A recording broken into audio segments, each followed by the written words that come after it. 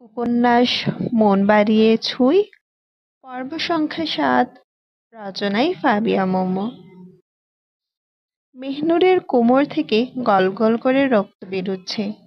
কাঁচা হলুদ রঙের শাড়িটা রক্তের কারণে ভিজে যাচ্ছে। ওর কোমরে হাত দিয়ে স্তব্ধ হয়ে গেছে মাহতিম। হতভম্ব দৃষ্টিতে নির্বাক হয়ে মেহনুরের ব্যথাগ্রস্ত মুখের দিকে তাকিয়ে আছে। মেহনুরের চোখ থেকে ঝরঝর করে অশ্রু গড়িয়ে নিচে পড়ছে। প্রচন্ড যন্ত্রণায় নিচের ঠোঁট কামড়ে ফুপিয়ে কাঁদছে ও। মাহতিম ওর কোমর থেকে ধীরে ধীরে হাত সরিয়ে ফেলল। চোখের সামনে রক্তমাখা হাতটার দিকে এক পলক দৃষ্টি দিতেই তৎক্ষণাৎ বুকটা মুচড়ে আসে ওর। শরীর যেন অদ্ভুতভাবে শিরশির করে উঠল। নিজের ভেতরে সেই ঝড়টা ফের শুরু হয়ে গেছে সেটা বুঝতে দিল না একটুও। চোখ দুটো নির্বাক হয়ে গেলেও দৃষ্টি শুধু ক্ষত জায়গাটার দিকে স্থির ছিল। কাট কাট গলায় ঢোক গিলে কাঁচা হলুদ রঙের শাড়িটা পেটের কাছ থেকে সরিয়ে কাঁধে তুলে দিল মাহতিম। হঠাৎ পেটের ওপর থেকে শাড়ির আবরণ উঠে গেলে চমকে যায় মেহনুর। অশ্রুতে টলমল করা চোখ দুটো তখন আতঙ্কগ্রস্তে লিপ্ত। জোরে জোরে অনবরত নিঃশ্বাস নিতেই নির্বোধের মতো আবার পালাতে গেল, কিন্তু গাধার মতো আবারও পিছাতে গিয়ে একই জায়গায় একইভাবে তার কাটা ঢুকে বিদ্ধ হলো কোমর। ক্ষত জায়গায় হাত চেপে বুবু বলে চিৎকার দিতেই দুই ঠোঁট শক্ত করে কুঁচকে ফেলল মেহনুর। এমন কাণ্ডে আশ্চর্য হতে গিয়ে প্রতিক্রিয়াহীন হয়ে গেছে মাহতিম। বিস্ফোরণ চাহনিতে কয়েক সেকেন্ড ওভাবেই তাকিয়ে থাকলে চেঁচিয়ে এক ধমক লাগায়। ধুকপুক ধুকপুক করছে এমন আকস্মিক কাণ্ডের জন্য। কি করলো ও? কেন আবার পালাতে চেয়েছিল? কি জন্য এই কাজ করলো? কি প্রয়োজন ছিল? মাহতিম গমগম মুখে ট্রাউজারের বাম পকেট থেকে রুমাল বের করলো। দ্রুত নিজের রক্তমাখা হাতটা রুমালে মুছতেই হঠাৎ ওর দৃষ্টি মেহনুরের পেছনে থাকা পুরোনো শেলফটার দিকে আটকালো। কাঠটা ঘুনে খাওয়ার জন্য একটা তারকাটা বের হয়ে গেছে। মেহনুর যখন ভয় পেয়ে পিছাতে গেল তখনই কোমরের ডান পাশে ওই তারকাঁটাটা ঢুকে গভীরভাবে কেটে যায়। মেহনুরের অবস্থা ক্রমেই খারাপের দিকে যাচ্ছিল। মাহতিম এগুতে গেলেই মেহনুর ভয়ে ছটফট করে পিছানোর জন্য চেষ্টা করে, কিন্তু ব্যথার জন্য এক পা ঠিক মতো ফেলতে পারে না সে। এক পর্যায়ে মাহতিম এক পর্যায়ে মাহতিম আর সহ্য করতে না পেরে মেহনুরের হাতটা ধরে নিজের দিকে টান মারে। আকস্মিক এমন কাণ্ড দেখে মেহনুর ব্যালেন্স বিগড়ে ফেলে, কিন্তু তখনই ওর দুহাঁটুর নিচে এক হাত এবং ঘাড়ের নিচে অন্য হাত ঢুকিয়ে একেবারে কোলে তুলে ফেলে মাহতিম। মেহনুরের মাথাটা মাহতিমের বুকে এসে ঠেকলে ছাড় পাওয়ার জন্য মেহনুর ছুটোছুটি করতে থাকে, কিন্তু আর পালাবার পথ থাকে না মেহনুরের জন্য। একদিকে শক্ত বাহুর মধ্যে আবদ্ধ করে ফেলেছে মাহতিম, অন্যদিকে কোমরের কাছে বীভৎস যন্ত্রণায় শরীর যেন নিংড়ে আসছে ওর। জ্বরের দুর্বলতা, ক্ষত জায়গার যন্ত্রণা, প্রচন্ড ভয়ের প্রবলতায় চারপাশে যেন অন্ধকার দেখছে মেহনুর। মাহতিমের বাম হাতের পেশিতে মাথা ছেড়ে দিয়ে চোখ বন্ধ করে ফেলেছে ও। মাহতিম ওই অবস্থা দেখে আর দেরি না করে দ্রুত নিজের রুমে নিয়ে আসলো। বাড়িতে কেউ ছিল না তখন। সবাই আম কাঁঠালের জাঁকজমক দেখতে 15 মিনিটের দূরত্বে একটা গ্রাম্য বাগানে গিয়েছিল। মাহতিম বড় বড় পা ফেলে তাড়াতাড়ি বিছানায় এনে লম্বা করে শুইয়ে দিল। রক্তের কারণে মেহনুরের হাঁটু পর্যন্ত লম্বাটে হয়ে ভিজে গিয়েছিল। মাহতিম ওই মুহূর্তে হাতের কাছে কোনো ফার্স্ট এইড বক্স না পেয়ে নিজের লাগেজ থেকে হেক্সিসল বের করলো। কোনো তুলা জোগাড় করতে না পেরে লাগেজের পকেট থেকে এক্সট্রা রুমাল বের করলো। রুমালটায় হেক্সিসল ঢেলে মেহনুরের কাছে এসে বিছানায় উঠে বসলো। আবারও শাড়ি উঠাতে হাত বাড়ালে মেহনুরের কান্নানত অবস্থায় শক্ত কণ্ঠে বলল,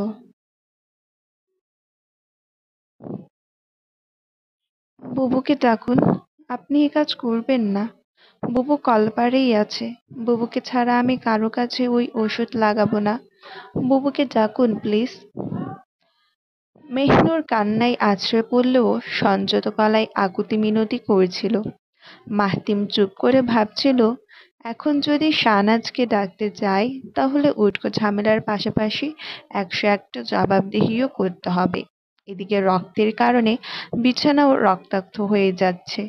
মাহতিম সবটা চিন্তা করতেই ভ্রু কুঁচকে ক্রুদ্ধস্বরে বলল, তোমার কাছ থেকে পারমিশন নেয়াটা প্রয়োজন মনে করি না। এখানে তোমার পেট দেখে লুচ্চামি করার জন্য বসিনি। জায়গাটা ডিপলি কেটেছে দেখেই বাধ্য হয়ে রক্ত মুছতে এসেছি। বেশি বাড়াবাড়ি করলে কাল রাতে কি কি করেছো সব যেয়ে নানার কাছে ভাইরাল করে দেব। মুখে তালা লাগাও। মাহতিমের ক্যাটকেটে জবাব শুনে আর কথা বলতে পারল না মেহনুর। আশ্চর্য হয়ে মাহতিমের দিকে তাকিয়ে রইল। কাল রাতে জ্বরের ঘরে কি করেছিল? কি করার কথা কথা মাহতিম ইঙ্গিত দিয়ে বোঝাচ্ছে।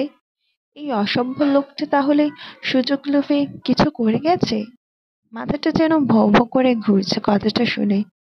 মিহিনুর হতভম্ব হয়ে চুপসে গেলে আর বসে না থেকে চট করে পেটের ওপর থেকে শাড়ি সরিয়ে ফেলে মাহতিম।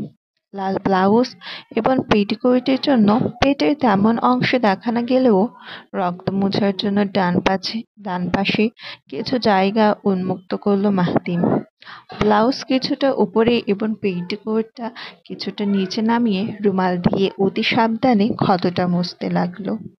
মাহতিমের আলতো হাতের স্পর্শে দাঁতে দাঁত লাগিয়ে শক্ত হয়ে রইল মেহিনুর। ক্ষতটা জ্বালার পাশাপাশি সমস্ত শরীরে যেন সুইয়ের মতো কাটা ফুটছিল। বরফের মতো হিমভাব অনুভব হচ্ছিল প্রতিটি রন্ধ্রে রন্ধ্রে। চোখ বন্ধ করে খিচ মেরে ব্যথা সহ্য করার যুদ্ধ করছিল সে। অনেকক্ষণ টাইম নিয়ে মাহতিম রক্তসহ ক্ষত সাফ করে ফেলে। ৪ ইঞ্চির মতো লম্বাভাবে কেটেছে জায়গাটা। ফুলে একদম লাল হয়ে গেছে। রুমালটার রক্তে শেষ হলেও মাহতিমের হাতে ভালোই রক্ত লেগেছে। ক্ষত থেকে দৃষ্টি তুলে মেহনুরের মুখের দিকে তাকায় মাহতিম। দু চোখের কার্নিশ থেকে এখনো টপ টপ করে অশ্রু পড়ছে ওর। মাহতিমের ইচ্ছে করল মুখটা ধরে চোখ দুটো মুছে দিতে, কিন্তু মনের ওপর পাথর ফেলে দৃষ্টি সরিয়ে সেখান থেকে উঠে পড়ে। নীতির রুম থেকে চটপট গজ কাপড় এনে আবার মেহনুরের কাছে এসে বসে। এইসব কাজের মধ্যে একবারের জন্যও মাহতিমের দিকে তাকায় না মেহনুর। চোখ বন্ধ করে সেই যে মুখ ঘুরিয়ে রেখেছে, শেষ পর্যন্ত আর ওর দিকে মুখ ফিরিয়ে তাকায়নি। ব্যান্ডেজের কাপড় নিয়ে প্রচন্ড ইতস্তত বোধ করেছে মাহতিম। ব্যান্ডেজ পেঁচাতে গেলে সত্যিই পেটের চারপাশে হাত লাগার সম্ভাবনা আছে। এমতাবস্থায় মেহনুরের দিকে শান্ত দৃষ্টি ফেলে সরল কণ্ঠে বলল, এই মুহূর্তে ব্যান্ডেজ না করলে তোমার ইনফেকশন হবে। কি করব আমি? তুমি তো অন্য জায়গায় টাচ করতে দিবে না। তুমি কি চাও আমি শাহনাজকে ডেকে তোমার বোকামির জন্য কৈফিয়ত দিই? শাহনাজ সম্ভবত গোসলে ঢুকে গেছে। বাকি রইল তোমার তোমার 2 বোন। দুজনের মধ্যে সাবার মেবি ব্লাড ফোবিয়া আছে। নিজের কাটা আঙুলটা পর্যন্ত শাহনাজকে দিয়ে ব্যান্ডেজ করিয়েছে। বাট সুরাইয়াকে আমি ডাকতে পারবো না। সরি। তুমি চাইলে অপেক্ষা করতে পারো, কিন্তু এতে তোমারই ক্ষতি হবে। যতক্ষণ বাতাস লাগবে ততক্ষণ ওই ক্ষতটা জ্বলতে থাকবে। কি করব আমি? আমাকে ব্যান্ডেজ করতে দেবে, নাকি ওভাবেই ব্যথা নিয়ে কাঁদতে থাকবে? মাহতিমের সোজাসাপটা উত্তর শুনে চোখ খুলে মুখ ফিরিয়ে তাকায় মেহনুর। কান্নায় চোখ দুটো ফুলে লাল হয়ে আছে ওর। মাহতিম সেদিকে দৃষ্টি দিয়ে ছোট্ট একটা নিঃশ্বাস ফেলে বলল, আমাকে দেখে ওরকম রিয়েকশন দেওয়ার প্রয়োজন ছিল না। আমি নিশ্চয়ই তোমাদের বাড়িতে অতিথি হয়ে নোংরামি করতাম না। কিন্তু তুমি আজ যা করলে এতে নিজেরই ক্ষতি করলে। এখন বলো আমার কি করা উচিত? ব্যান্ডেজ করতে দেবে, নাকি করানোর জন্য মানুষ ডাকবো? মাহতিমের কথা শুনে মেহনুর আবার চোখ বন্ধ করল। জোরে একটা নিঃশ্বাস নিয়ে সেটা ধীরে ধীরে ছেড়ে দিল।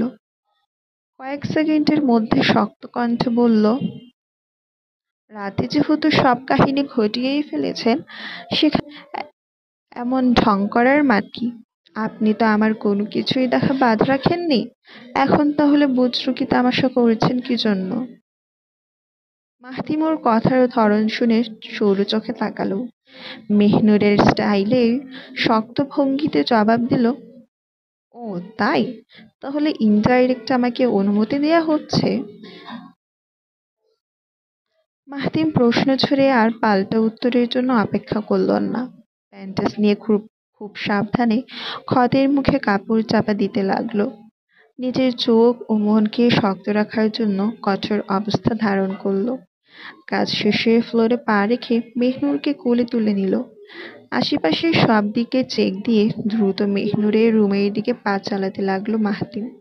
ওকে রুমে এনে ওর বিছানায় আস্তে করে শুইয়ে দিল।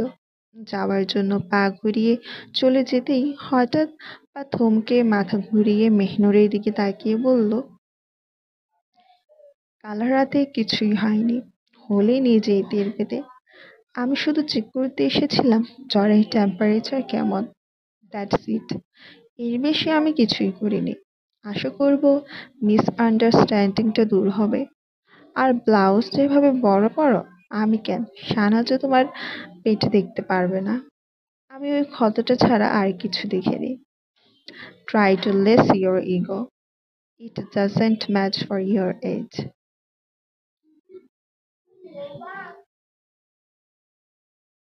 রুমে এসে হাত ছেড়ে বাঁচল মাহতিম, কিন্তু হাত দুটো পরিষ্কার করা দরকার।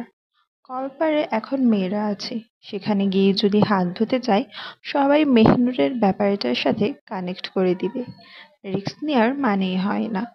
রক্ত শুকিয়ে গেছে এখন, আর ভেজা ভাব নেই হাতে। মাহতিম বিছানার উপর থেকে ফোন নিয়ে সৌভিককে কল দেয়। কিছুটা শক্ত ভঙ্গিতে তীব্র উৎকণ্ঠায় বলে ওঠে, তুই কোথায় আছিস? বাজারে না বাইরে? সৌভিক পেয়ারায় এক কামড় দিতে যেই থেমে গেল। কিছুটা কৌতূহল হয়ে সন্দেহজনক কণ্ঠে বলল, তোর গলার টোন এমন শোনাচ্ছে কেন? কিছু হয়েছে?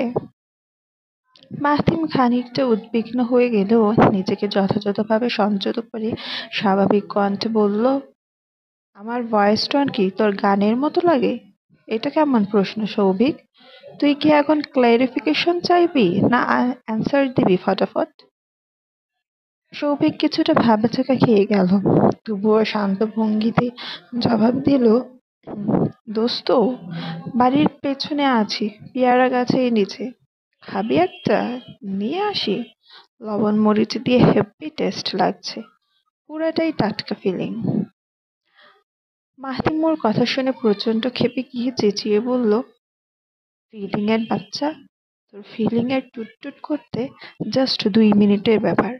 আজাইরা প্যাচাল না পেরে আমার জন্য এক মগ পানি নিয়ে আয়, তাড়াতাড়ি ব্যবস্থা কর।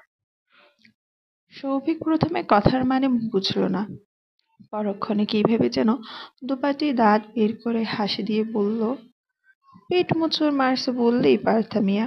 বুঝছি তো মেয়েরা গোসল করতে গেছে দেখে চিপা জায়গায় কাজ সারতে চাইছ।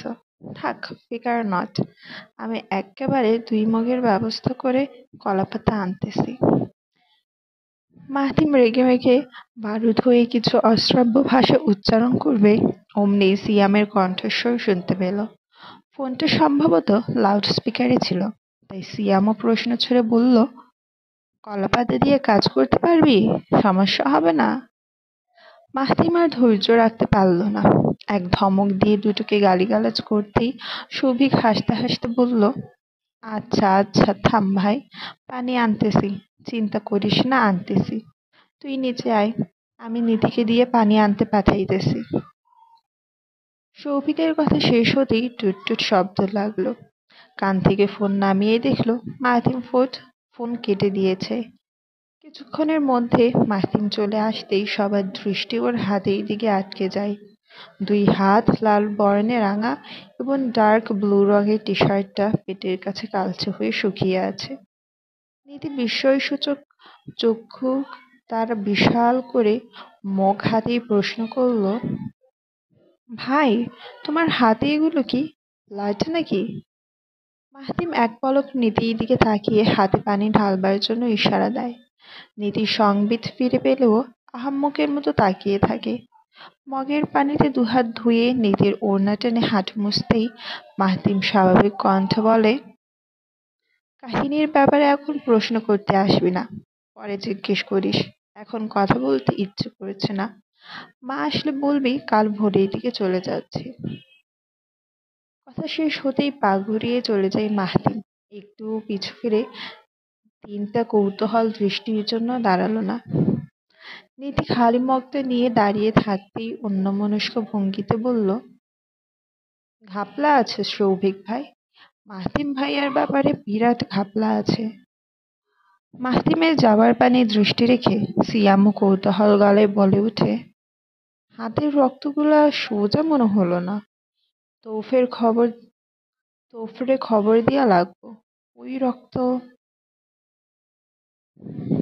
সিয়ামের কথায় দাড়ি বসিয়ে এবার সৌভিক বলে উঠল, হাতে রক্ত লাগছে ভালো কথা, টি শার্টে কিভাবে লাগলো? আপাতত আর কাউকে এই ব্যাপারে বলিস না। তৌফ আসলে শুধু তৌফকে কথাটা বলিস।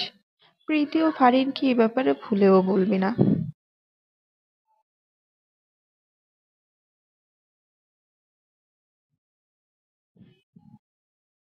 বিকেলের সময়টাই ঠান্ডা মুহূর্ত ধারণ করেছে প্রকৃতি। সূর্য এখন তেজ হারিয়ে পশ্চিম আকাশে হেলে পড়েছে। পাখিরা এখন মুক্ত আকাশে উদাস ভঙ্গিতে উড়ে বেড়াচ্ছে। গ্রামের বাতাস যেন দেহমন জুড়িয়ে দিচ্ছে, মনকে করে দিচ্ছে আরো প্রশান্ত মনা। গ্রামের সতেজ ভূমির গন্ধে মনের গ্লানি দূর হয়ে যাচ্ছে। সেই সঙ্গে বাতাসের শো শো ধ্বনিতে চারপাশ সম্মোহন হয়ে উঠছে। মেহনুর সারাটা দুপুর পেরিয়ে বিকেলে এসে কিছুটা আরাম বোধ করেছে। কোমরের যন্ত্রণাটা অনেকখানি কমে গেছে। বাড়িতে সবাই জেনে গেছে মেহনুরের কোমর কাটার ঘটনা, কিন্তু তাও সবাই জেনেছে মিথ্যে বানোয়াট কথা। শাহনাজ এসেই যখন ব্যান্ডেজ দেখে চিৎকার দিয়ে উঠল, তখনই বাড়ির সবকটা মানুষ এসে চিৎকারের কারণ জানতে চাইল। মেহনুর তখন সবার কাছে মাহতিমের ঘটনা কোনোভাবেই বলতে পারল না। ওই অভদ্র লোকটার অসভ্যতার কথা বলতে গিয়ে বিবেকে বাধল ওর। জীবনে প্রথমবারের জীবনে প্রথমবারের মতো মেহনুর মিথ্যে হিসেবে বলল, রান্নাঘরে যে দরজা আছে সেই দরজায় ছিটকিনি দিয়ে ভুলবশত কেটে গেছে। এরপর থেকেই বিছানায় শুয়ে আছে মেহনুর। গোসল করতে পারেনি দেখে কলপার থেকে হাত মুখ ধোয়ার জন্য সাহস করে বিছানা থেকে উঠে ফ্লোরে দুপা রেখে দাঁড়াতে গেলে হঠাৎ মাথাচাড়া দিয়ে উঠে ওর ব্যথাটা মাথাচাড়া দিয়ে উঠে ওর চোখ কুঁচকে সাথে সাথে বিছানায় বসে পড়ে মেহনুর। একা ওঠার সাহস না পেয়ে সাবাকে ডাক দিলে তৎক্ষণাৎ সাবা এসে নিচে নিয়ে যায়। সিঁড়ি দিয়ে নেমে আগিনার কাছে আসতেই সুরাইয়ার মা শেফালি হঠাৎ কটাক্ষ করে বলেন, তুই নোলা হইছস? সাবারে ছাড়া হাঁটতে পারস না? শেফালি গ্রামের নিচু ঘর থেকে এসেছেন এবং এ বাড়ির মেঝো বউ হওয়ার মতো সৌভাগ্য পেয়েছেন। মেহনুরের মেজো চাচার সাথে প্রেমের নামে নানা ছলচাতুরি করে বিয়ে করেছেন, কিন্তু শেফালি নিতান্তই হিংসুটে, অহংকারী, লোভী এবং তিরিক্ষি মেজাজের মহিলা। বাড়ির তিন বউয়ের মধ্যে যদি সবচেয়ে খারাপ বউয়ের কথা কেউ জিজ্ঞেস করে, তাহলে মানুষ দেদারসে শেফালির দিকে আঙুল তাক করে দেখিয়ে দিবে। শেফালি কিছুদিন যাবত দূর সম্পর্কের আত্মীয়কে দেখতে গিয়েছিল। আজ দুপুরের দিকে ঠিক ঘণ্টাখানেক আগে মোল্লা বাড়িতে ফিরেছেন। এসেই তিনি মার্জাকে দেখে খুশিতে গদগদ হয়ে ওঠেন। খুশির কারণ একটাই, মার্জা বিরাট পয়সাওয়ালা মানুষ। এমন পরিবারে নিজের মেয়েটাকে যদি ইনিয়ে বিনিয়ে গুছিয়ে দিতে পারেন, তাহলে মেয়ে যে রাজরানীর মতোই পায়ের ওপর পা তুলে থাকবে, এতে কোনো সন্দেহ নেই। বরঞ্চ নিজেও এতে ভালোই সুবিধা ভোগ করতে পারবেন। মেহনুরকে তিনি দুচোখে সহ্য করতে পারেন না। আড়ালে থাকলে চটাস চটাস করে থাপ্পড় মারতেও পিছপা হন না। আজ মেহনুরের প্রতি বিশেষ যত্ন দেখে তিনি রাগ সামলাতে পারলেন না। আঙিনার একপাশে শুকনো মরিচের ডালা রেখে ওর সামনে এসে দাঁড়ালেন। বিরক্ত মুখে কপাল কুঁচকে বললেন, তুই যে নোলা হয়ে ঘুরে বেড়াচ্ছিস, লজ্জা করে না? বাড়িতে অতিথি দেখে ঢং মারাচ্ছিস, উলাগুড়ার সামনে খাতির দেখাচ্ছিস, চড়িয়ে গাল ফাটিয়ে দেব। বজ্জাত ছেড়ি, যা একলা যাবি? ওই সাবা, ওরে ছাড়।